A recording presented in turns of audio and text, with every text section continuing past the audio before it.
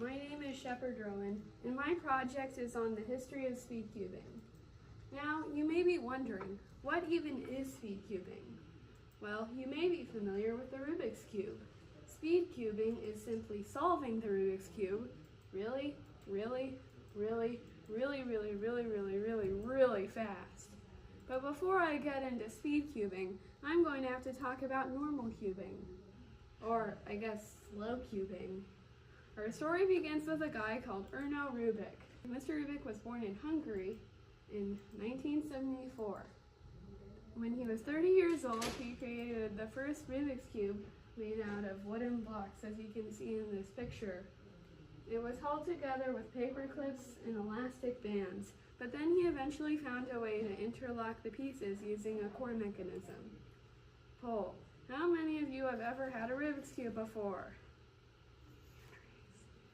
Follow-up question: how many of you have tried to scramble the cube before knowing how to solve it? You probably raise your hand, probably, although I don't know because I can't see you, because it's a video, obviously. It took Mr. Rubik a month to solve the cube, so you're not alone if you feel as though you've messed up the cube forever. He filed a patent, and then he teamed up with Ideal Toy Company to create the first commercially available Rubik's Cube. The cube was massively popular. There have been books, magazines, websites, and even a TV show based off of it. The show was called Rubik the Amazing Cube, and it was discontinued soon after it first aired. Before I show you it, I want you to consider in your mind why it might have been discontinued so early.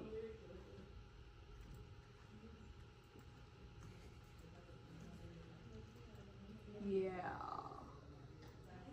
Anyway, once people realized they could solve the cube, they realized that they could time themselves. And being humans, they had to figure out who could solve the cube the fastest. This brings me to the basis of my project. Remember this? Anyway, in 1982, World Championship was founded, and it was in Budapest. Back then, there was only one event as opposed to the 17 nowadays.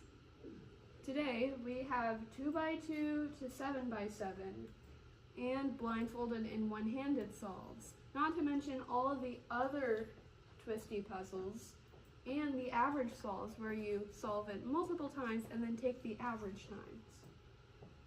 Back then, the world record was 22.95 seconds by Minh Thai. Now, my personal best is pretty close to this, but I have 3 advantages. 1. I know all sorts of algorithms, like this one. It's not a real algorithm, but this is kind of what algorithms look like. And these help me to solve the cube. And I can access said algorithms using the internet, which was not available in the 80s, too. I also have really cool cubes, like this one, which can move very easily, as you can see. And this is what they had in the 80s. It doesn't move nearly as well, and it locks up super easily, and it's very hard to move. More on that later. 3. My personal best was I did not solve it at an official WCA competition. So it's not technically an actual solve, so even if I got the world record, it wouldn't be recognized. By the way, remember how long it took Mr. Rubik to solve the cube? Yeah, well, 1 month, this is kind of funny. It's kind of weird, but it's funny.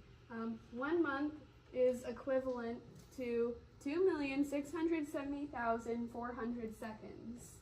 2,678,400 is 11,670,588.2% of the world record at the time, which was 22.95 seconds. And this is over the course of 8 years. That would be kind of like if I was 5 feet in 2018 I would be 110 miles today. So yeah, that's kind of a crazy decrease in time. Do you remember when I said the WCA? Well, that stands for the World Cubing Association. It was founded in 2004, and thanks to them, we have all of these official world records, which I'm going to talk about later. But first, I want you to show you my cubes. So this right here, this is my main Rubik's Cube. It can turn really fast, as I showed you before, and I can do algorithms on it very quickly. And the other cube that I have is a Rubik's brand cube, which doesn't move very well. And if you look closely, you can see the Rubik's brand logo on it. This does not have that logo. It's not an official Rubik's brand cube. And it's technically a knockoff, but it's so much better. And you'd be very hard pressed to find a professional Rubik's Cuber in a competition who would actually use one of these. In 2010, a guy called Felix Zemdegs achieved many world records. And thanks to him, we have some of the world records today. And the current world record for the 3x3 single is Xuan Yigang. The time for it is 3.05 seconds. Let's have a 3.05 second moment of silence, just to help you visualize how short a period of time that is. 3.5. Yeah, and do you know how old Xuan Yigang is? He's 7. Anyway, thank you for listening. And even if you don't actually learn how to solve the Rubik's Cube, you may be slightly more advantageous if you ever go into a trivia competition. And this concludes my TED Talk.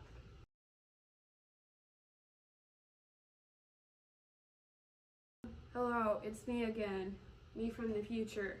I just wanted to let you know that the world record I just said is actually outdated and there's a new world record. You can look into that. But when I first created this presentation, that was the world record at the time. So just letting you know.